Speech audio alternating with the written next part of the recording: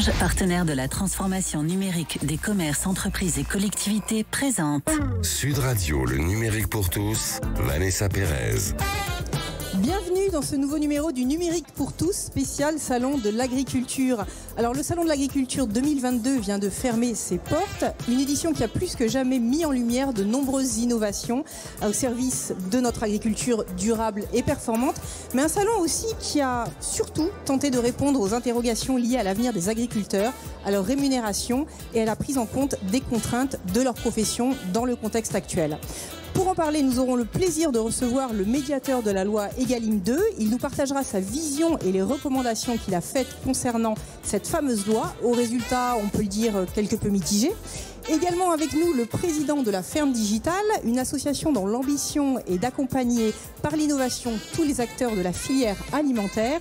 Nous vous ferons également découvrir une ferme pas comme les autres, une ferme qui cultive des insectes et plus précisément des mouches soldats noirs et dont le modèle économique permet de revaloriser les territoires. Le numérique pour tous, spécial Salon de l'Agriculture, c'est tout de suite et c'est sur Sud Radio. Sud Radio, le numérique pour tous, Vanessa Pérez. Aujourd'hui, dans le numérique pour tous, on va vous partager les grandes tendances du Salon de l'Agriculture 2022. Mais avant de commencer, on va s'intéresser au quotidien de nos agriculteurs et tenter de mieux comprendre pourquoi la loi Egalim 2, loi qui, je le rappelle, visait une juste rémunération des producteurs, offre aujourd'hui un bilan en demi-teinte. Et pour en parler, j'ai le plaisir d'accueillir Serge Papin. Serge Papin, bonjour. Bonjour. Vous êtes l'ancien dirigeant de l'enseigne Système U et vous avez été mandaté par le gouvernement en 2020 pour réaliser un rapport qui a permis d'élaborer la loi Egalim 2, une loi qui a été promulguée en 2021, mais dont le bilan, on le disait en introduction, s'avère en demi-teinte. Donc pour commencer, Serge, est-ce que vous pourriez nous expliquer ce qu'est la loi Egalim 2 ? Oui, alors à propos de bilan, il faudrait aussi qu'elle démarre, parce que je rappelle que Egalim, on va le vivre maintenant, puisque c'est post-négociations qui sont finies hier soir, que Egalim va être adopté, et ça consiste à s'occuper de la souveraineté alimentaire. C'est le début. Parce que nous sommes dans un contexte où l'exception devient une forme de règle. C'est-à-dire qu'il y a une constance de l'exception entre la crise climatique, la crise pandémique dont on n'est peut-être pas vraiment sorti et la crise géopolitique. On s'aperçoit que l'alimentation est un enjeu stratégique. Et dans l'alimentation, évidemment, c'est la production agricole qui est au cœur de ces enjeux. Et on voit bien que si on n'a pas une rémunération des agriculteurs qui est conforme à leur production, ce qui était le cas avant Egalim, on va simplement détruire notre agriculture. C'est ce qu'on a pu constater. Et puis en plus, aucun jeune ne va vouloir s'installer. Donc comment pourrions-nous concilier l'enjeu et le besoin de souveraineté ? Il faut qu'un pays comme la France soit autonome dans son alimentation, c'est très important. Oui, parce qu'on importe quand même 50% de notre On importe, oui, par exemple, il n'y a pas de légumineuses en France. Bon, il faut revenir à une forme de diversité, c'est-à-dire que là, on voit bien cet enjeu, il est sur la production agricole, il est très important, et c'est un accompagnement. Egalim est là pour dire, oui, il faut maintenant mettre en lien la rémunération qui doit aller jusque dans les cours de ferme, et donc le prix payé dans les négociations aux agriculteurs. Alors c'est quoi en fait ? Alors c'est quoi, Serge ? Expliquez-nous pourquoi vous êtes venu à la rescousse. C'est la non-négociabilité des matières premières agricoles qui composent un produit à partir des coûts de production vérifiables, qui fait que dans le contrat entre le producteur et le premier transformateur, le prix payé à l'agriculteur à partir de ses coûts de production sera non négociable par le distributeur qui est l'étape d'après. Et donc l'agriculteur, quand il va signer son premier contrat, il pourra être sûr qu'il sera rémunéré le prix qui aura été signé dans ce premier contrat. C'est-à-dire qu'on change, c'est une espèce de marche en avant à partir du prix du coût de production, du prix de revient de l'agriculteur. Alors qu'avant, c'était le contraire. Qu'est-ce qui se passait avant ? Vous aviez une négociation entre un distributeur et un transformateur. Et le transformateur allait dire à l'agriculteur, écoutez, moi, voilà, on m'a tordu le cou au-dessus, on m'a demandé de faire beaucoup d'efforts, donc je ne peux pas vous payer plus. Donc en fait, l'agriculteur était la variable d'ajustement à cette fameuse guerre des prix.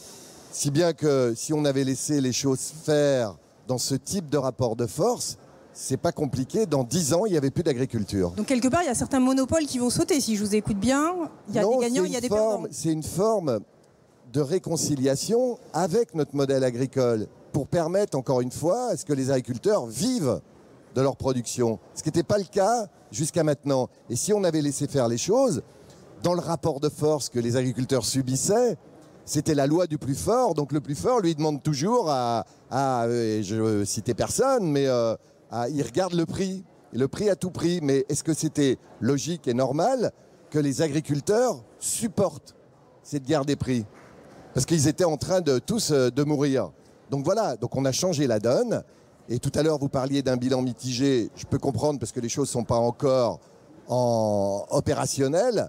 Mais avec ce qui se passe aujourd'hui, si l'on n'avait pas fait Egalim, c'en était fini de notre modèle agricole. Parce que vous vous rendez compte, avec l'inflation qu'il y a aujourd'hui, on aurait complètement justifié à payer encore moins cher la production agricole. Donc on aurait cherché le prix à tout prix. Je peux vous dire qu'en cherchant le prix à tout prix, on en aurait payé le prix dans 3 ou 4 ans. Heureusement qu'on a, que le législateur a mis en place cette loi. Heureusement. Ok, donc si je vous écoute, normalement la colère des agriculteurs devrait être apaisée d'ici quelques mois avec des résultats très tangibles. Elle l'est, je crois qu'elle l'est. Je crois pouvoir le dire ici au Salon d'agriculture. Les agriculteurs sont plutôt enthousiastes et ont envie, même ce matin j'écoutais, avec ce qui se passe en Ukraine, ils veulent qu'on libère un peu les énergies. Vous savez, il y a des terres en France qui sont en jachère, 15% des terres sont en jachère, et il faut qu'au niveau de l'Europe, on puisse libérer cette énergie-là pour replanter et compenser le déficit de production qui va avoir lieu à cause de du conflit en Ukraine, par exemple. Donc ils ont envie. Serge, revenons au Salon de l'agriculture 2022. Oui. Donc il y a eu pas mal d'innovations qui ont été présentées pour une agriculture performante et durable. Néanmoins, vous n'avez pas peur que tout cela donne naissance à une agriculture à 2 vitesses, ceux qui sont capables de s'équiper, d'être connectés, et ceux qui sont un petit peu les laissés pour compte de cette histoire? Non, rien ne s'oppose, c'est pas du ou, c'est du et. Il y a des agriculteurs qui sont plus dans la diversité. Et donc, qui sont, par exemple, les agriculteurs qui sont plus dans le bio, qui sont, par exemple, dans le maraîchage bio, ils n'ont pas les mêmes besoins que celui qui va être dans la grande culture. La grande culture, on a besoin on peut utiliser des drones pour savoir où on met de l'azote, etc. Donc, il y a un vrai besoin d'avoir une connaissance appuyée sur la technologie pour être plus productif et plus qualitatif. Ce n'est pas forcément les mêmes besoins si on fait, encore une fois, du maraîchage. Donc, tout se conjugue, rien ne s'oppose. C'est ça qui est intéressant. Et par exemple, tout à l'heure, j'étais à la ferme digitale et je regardais... On les recevra dans quelques instants. Voilà, je regardais Jungle, qui sont des fermes verticales. Ils ne vont pas se substituer à l'agriculture de pleine terre. La ferme verticale, c'est une ferme qui est hors sol. Mais néanmoins, c'est intéressant. Et on peut imaginer demain qu'il puisse y avoir une production... de basilic, par exemple, avec une ferme verticale, ce qui ne s'opposera pas à ce qu'il y ait des tomates de pleine terre. Regardez, une des plus belles réussites en France. Dites-nous. Sur la tomate, c'est Savéole. Oui. Savéole, c'est ce qu'on appelle de l'hydroponie sous serre. L'hydroponie, c'est... On rappelle à nos auditeurs ce qu'est l'hydroponie. C'est basé sur l'eau. Et donc, ce n'est pas des choses qui sont de pleine terre. Néanmoins, c'est des produits très qualitatifs et qui permettent d'avoir un produit stable toute l'année et qui, en même temps, s'exportent. Donc, c'est intéressant. Donc, il ne faut pas opposer les choses. Mais ça n'empêche pas les tomates de pleine terre à la saison qui sont succulentes. Voilà. Alors, vous parlez des tomates, vous parlez du basilic. Et je sais que vous êtes un grand pourfendeur de la qualité de ce qu'il y a dans nos assiettes. Néanmoins, on le voit, il y a certains prix qui sont en train d'augmenter. Payer 1 kilo de pommes bio, 4 €, tout le monde ne peut pas se l'offrir. Comment on peut concilier le bien manger et une économie raisonnable ? Écoutez, dans le contexte actuel de l'inflation, il faut appeler nos concitoyens à revenir, à acheter les produits de saison à la saison et à passer un peu à la cuisine. Moins ils achèteront de produits non transformés, moins leur pouvoir d'achat sera entamé. Plus ils vont acheter des produits transformés, élaborés, plus ça va coûter cher. Les kilos de pommes bio, peut-être vous me prenez cet exemple, moi je peux vous citer actuellement, il y a des pommes à 2 € le kilo. C'est vrai. Et qui sont très bonne qualité. Et il ne faut pas, là aussi, imaginer et opposer le bio et le conventionnel. Le conventionnel est en train de progresser pour aller... Il y a plein de produits qui sont sans résidus de pesticides. Ils ne sont pas bio. Mais c'est une espèce de troisième voie qui est en train de se dessiner où le conventionnel s'améliore. Il y a des progrès qui sont faits tous les jours. Le côté naturel, la non-utilisation de pesticides. Donc... pourquoi aller sur des choses qui coûtent peut-être cher, hein, comme le tout bio, mais on peut trouver des produits de très bonne qualité. Et si vous achetez aujourd'hui, par exemple, le porc breton de bonne qualité, de qualité fermière, c'est 7 à 8 euros le kilo. Ça veut dire que c'est 1,60 € sur une portion. Et si vous achetez un légume de saison, c'est moins de 2 euros le kilo, les butternuts, des choses comme ça. Pareil, ça veut dire qu'on est capable d'avoir une portion, mais il faut un peu faire son marché, il faut un peu passer à la cuisine. Je le dis avec beaucoup de précaution, mais on peut avoir une portion qui soit de bonne qualité, made in France. C'est très important de regarder les étiquettes. Qui respecte la rémunération des agriculteurs, qui respecte l'environnement, qui respecte votre santé. Mais évidemment, voilà, il faut passer un petit peu de temps à s'en occuper. Mais c'est peut-être le moment de suggérer à nos concitoyens de consommer mieux et sans doute, je le dis avec maintenant que je suis un peu plus libre, de consommer moins. Donc on peut être militant et citoyen en consommant un yaourt ou une pomme. Oui, on a besoin de revisiter notre façon de s'alimenter. On le voit bien. Et il y a un grand lien, il y a une conscience entre alimentation et santé, par exemple. C'est important, me semble-t-il.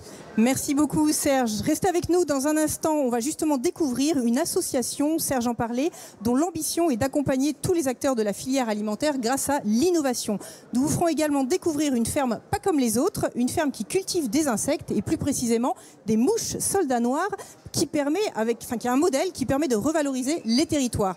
Restez avec nous sur Sud Radio. On se retrouve dans un instant avec nos invités pour en parler. Orange, partenaire de la transformation numérique des commerces, entreprises et collectivités, présente.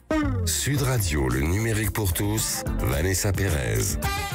Le numérique pour tous, c'est votre nouveau rendez-vous sur Sud Radio pour découvrir comment le numérique transforme notre quotidien. Et aujourd'hui, le numérique pour tous est dédié à l'agriculture. Et tout de suite, j'ai le plaisir d'accueillir Jérôme Leroy. Bonjour Jérôme. Bonjour. Jérôme, vous êtes le directeur de la Ferme Digitale, une association qui est au service d'une agriculture de précision pour un meilleur rendement. C'est une idée qui est totalement en vogue en ce moment. C'est quoi la Ferme Digitale ? Ferme Digitale, c'est une association d'entrepreneurs et d'entrepreneuses qui innovent au quotidien au service de la transition agricole et alimentaire. On est plus de 80 entreprises, parmi celles-ci 61 sociétés très innovantes qui vont proposer des solutions pour innover sur toute la chaîne de valeur, c'est-à-dire permettre à l'agriculteur d'optimiser, gagner du temps, gagner de l'argent, économiser du gasoil, optimiser par exemple son logiciel pour vendre en circuit court, et optimiser le stockage de son carbone, changer des pratiques agricoles pour faire évoluer son modèle et gagner plus d'argent au quotidien. On va retrouver toutes ces solutions sur le stand de la Ferme Digitale dans le hall 4.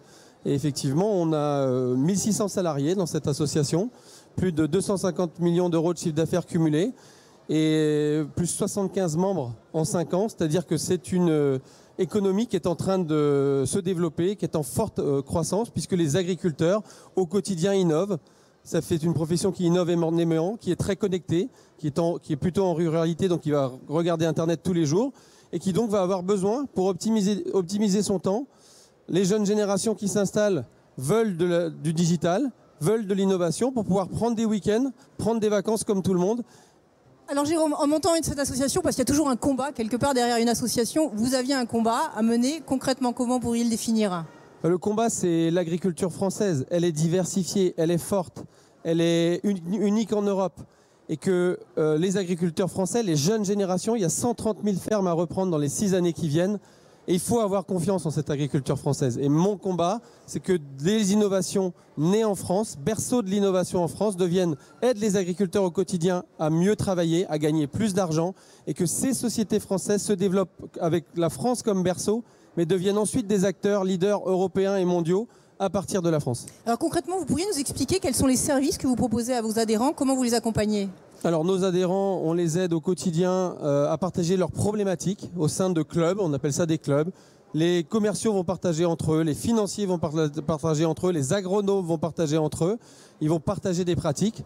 On a également une régionalisation qui est en cours, c'est-à-dire qu'on a proposé à nos adhérents de mettre en place 6 régions partout en France, ce qui va permettre aux startups qui sont présentes dans les territoires, ce qui est aussi une spécificité dans l'agriculture. L'innovation n'est pas qu'à Paris, elle est dans tous les territoires, riche et diversifiée, et c'est ce qui fait cette richesse, c'est la raison pour laquelle on a créé ces régions. On va ensuite aider les start-upers aussi à mieux se financer, mieux gérer l'appréhension de la réglementation pour sortir une nouvelle molécule, pour sortir une nouvelle innovation. Parfois, il faut 6 ou 7 ans pour sortir une nouvelle innovation. Notre vision, c'est d'aider ces innovateurs à les sortir en 3 ans ou en 4 ans, en essayant d'avoir une certaine influence auprès de nos pouvoirs publics, en leur montrant que nos innovations peuvent avoir une utilité au quotidien pour les agriculteurs. Vous pourriez nous donner un exemple d'une success story que vous avez accompagnée et qui est aujourd'hui quelque chose qui a explosé Dites-nous. Oui, alors il y a 2 belles histoires qui sont... on en a plein. Je vais en citer 2. La plus belle, c'est la première qui est en train de vraiment développer, c'est Agriconomie, qui est une plateforme qui permet aux agriculteurs d'acheter au meilleur prix les produits pour faire tourner leur exploitation au quotidien, sans aucun intermédiaire.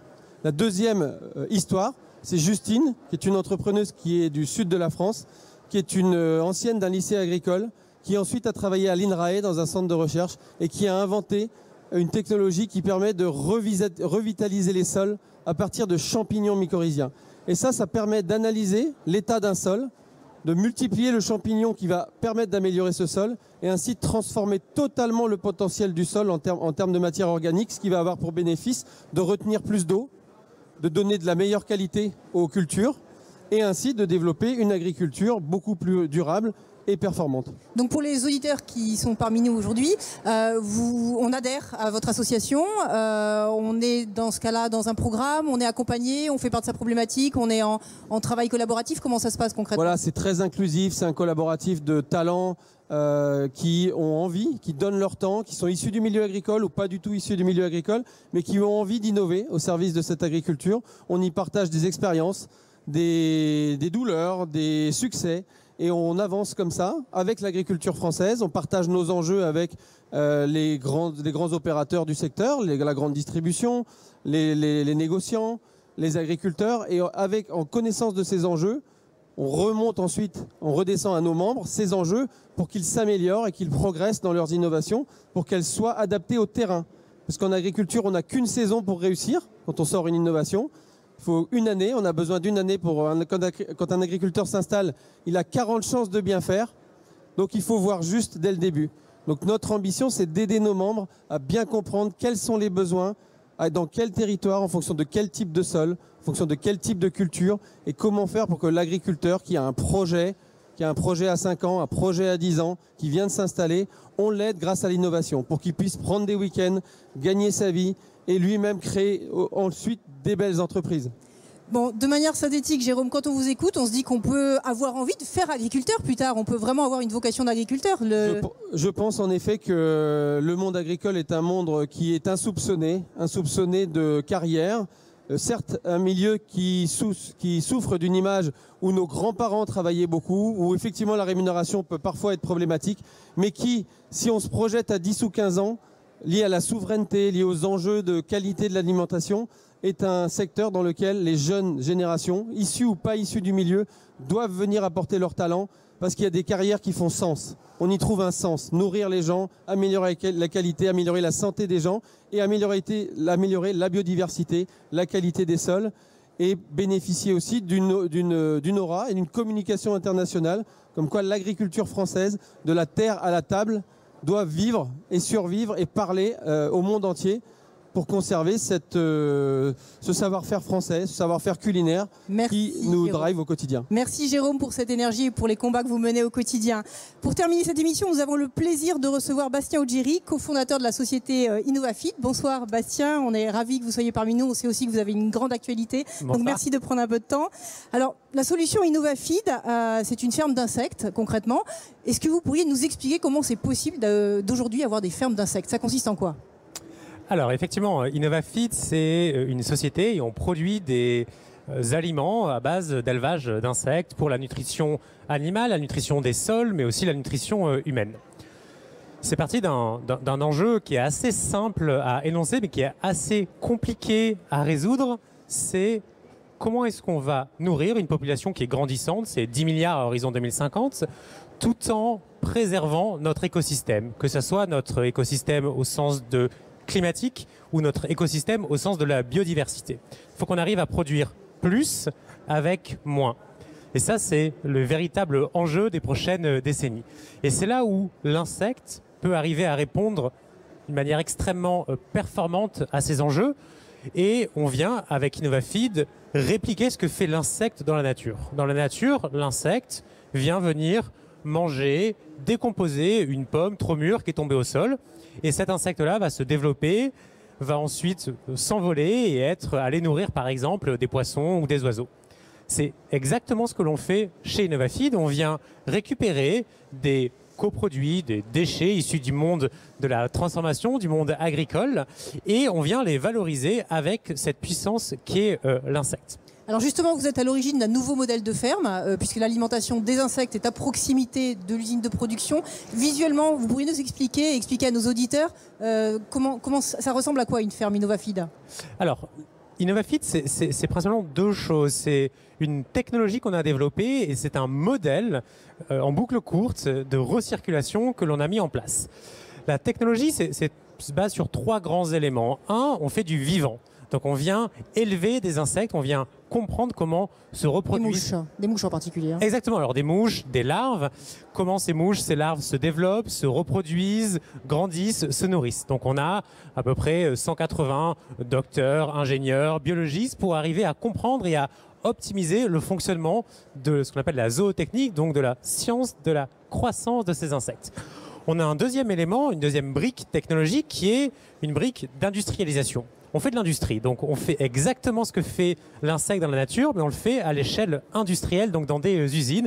Et donc on a des grandes usines très automatisées. On a notamment dans le nord de la France la plus grande usine de production d'insectes au monde, où on a des millions, des milliards d'insectes qui sont élevés en permanence dans un système qui est très automatisé. Et on a une dernière brique qui est le brique de la donnée. On vient collecter des données pour comprendre en temps réel comment ces insectes se comportent et comment est-ce qu'ils évoluent. Et c'est ces briques technologiques qu'on a implantées au plus proche dans les territoires dans un modèle de recirculation. Ce qui veut dire qu'on vient récupérer des coproduits agricoles, des déchets agricoles, auprès d'usines de transformation par exemple, et on vient les valoriser dans ces territoires. On vient aussi valoriser des énergies qui sont comme des énergies fatales, des énergies qui sont dissipées à l'atmosphère, et on vient les récupérer. Et c'est l'alliance de cette technologie, de cette science, de ce modèle qui nous permet d'avoir un modèle qui permet d'allier la performance environnementale.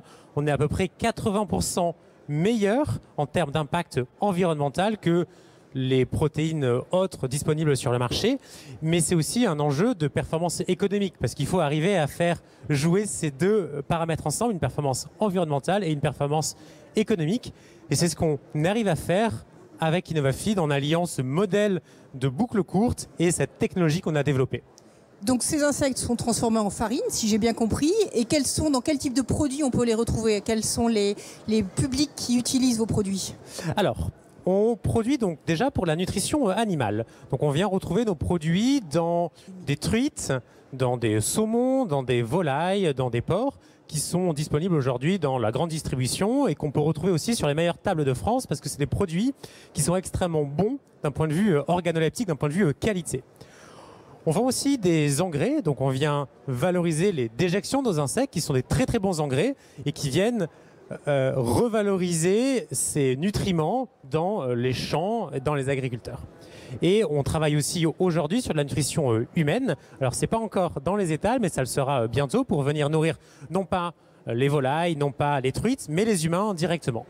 Merci beaucoup Bastien, je vous remercie. Je rappelle le nom de votre société, InnovaFeed, et vous avez toutes les informations sur innovafeed.com.